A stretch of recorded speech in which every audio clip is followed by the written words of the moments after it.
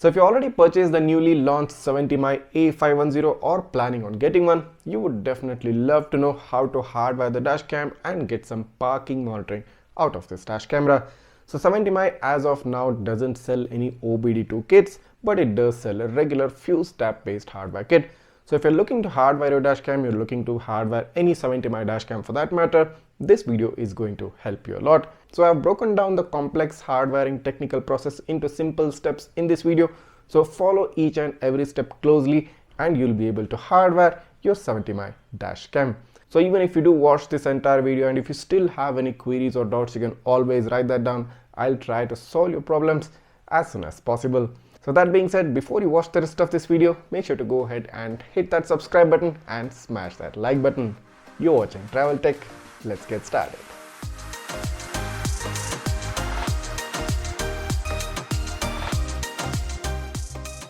So here is the 70mai hardware kit with a Type C port. You have a 70mai branding on top of the box. So let's open up the box and see what are the contents inside. So this is it. You have a hardware kit user manual at first. So this is going to be helpful for people who are very much new to this and they'll get some guide out of this. So here is the hardware kit cable with a control box in the middle. There are 3 wires, a ACC, VCC and a ground cable wire at one end. And on the other end, as you can see, here is a Type C port.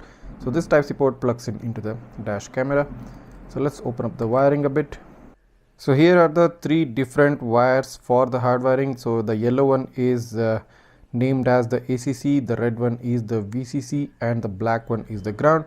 So ACC stands for accessory power, the VCC is the one which gets constant power and the grounding wire which connects to the grounding point of the car. So you have cuts in the middle of the wires right here. So I'll just go ahead and take a wire cutter and open up these cuts so that I can expose more of the wire part. So here you go, one of the wire is now exposed. So let's repeat the same with the other 2. So once the 3 wires are ready, take the corresponding fuse tabs, fold the open end of the wire to form a U shape like this. So here you go, as you can see, I have formed a small terminal of the wire at one end by creating a U bend on the wire. Then insert the wire into this blue socket right here. As you can see, there is a hole which takes in the wire. So just plug in the wire inside it. Make sure you have pushed in the wire to its maximum limit. And once that is done, take a plier, then press on the blue terminal edge. Press firmly so that it completely sandwiches the wire between the 2. So as you can see, the wire is now currently sandwiched between the blue terminal. Let's repeat the same with the other wire.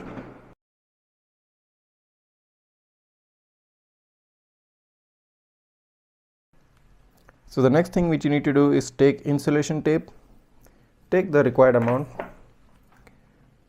cut it off from the main tape and then roll it around the junction where you have just joined the wire onto the fuse tap.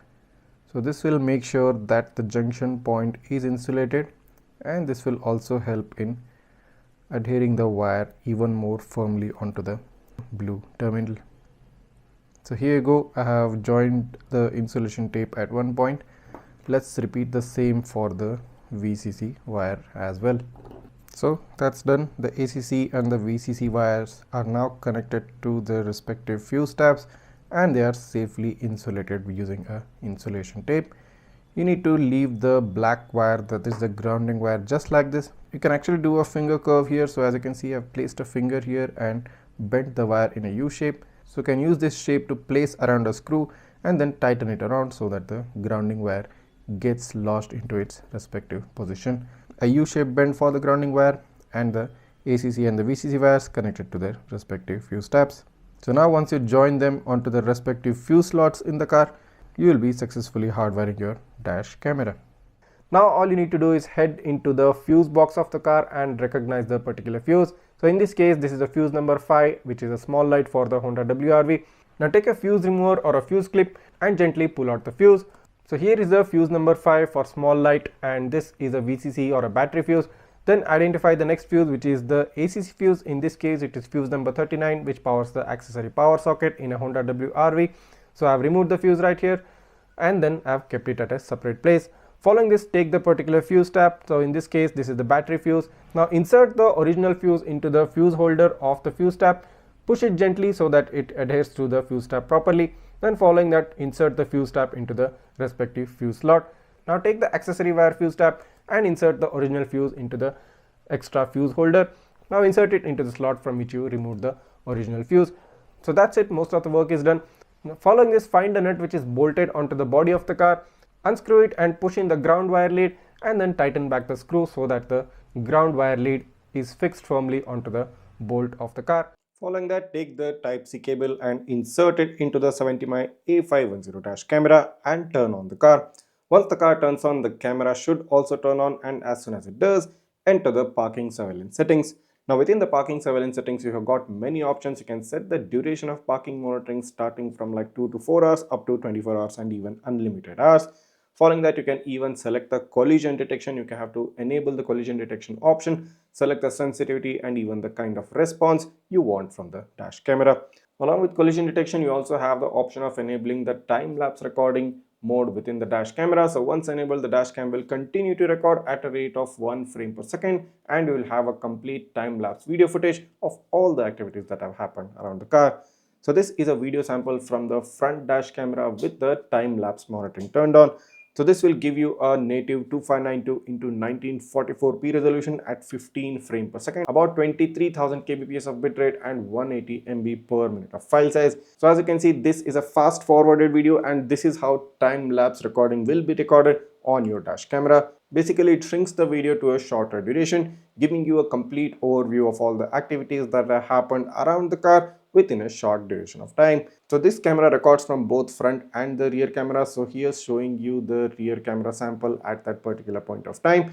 So the rear camera records in a 16:9 aspect ratio, whereas which we just saw previously, the front camera records in a 4:3 aspect ratio. The rear camera, on the other hand, records in a 1920x1080 Full HD resolution at a similar 15 frames per second, but the bitrate and the file size are lesser compared to the front camera. The bitrate is about 8000 kbps and the file size is about 61 MB per minute. In the rear camera, you can also see that the saturation levels are bumped up, and also the exposure levels tend to be mildly higher when you compare it with the front camera. Moving on to show you a side-by-side comparison of both front and the rear camera's time-lapse monitoring. So this camera, since it records simultaneously, you will have all the recorded video footage from both front and the rear cameras together. So front and the rear camera, everything is going to be recorded. All the activities will be recorded. So this will help you in safeguarding your car and keeping a check on any activity that happens surrounding the car.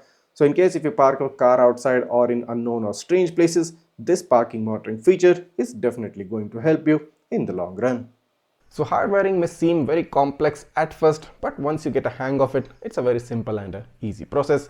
So select the proper fuse tab which is compatible with your car and properly identify the ACC and the VCC fuses, and that's just about it. Rest of the process is pretty simple and pretty easy. So getting parking monitoring footage from your dashcam will be very useful if you do park your car outside your home or in strange places or in places where you might feel there is some danger to the car. And as said previously, even after watching this video, if you have any queries, if you have any doubts regarding hardwiring, you can always write that down in the comments. I'll try to get back to you as soon as possible. And if you did like this video and if you like the effort which went into making this video, make sure to go ahead and hit that subscribe button, smash the like button, and also don't forget to hit the bell icon so that you get notified each time I upload a new video. You can also follow me on my Facebook, Insta, and the WhatsApp page. The links to those are given in the description as well. Thanks for watching. See you in the next one.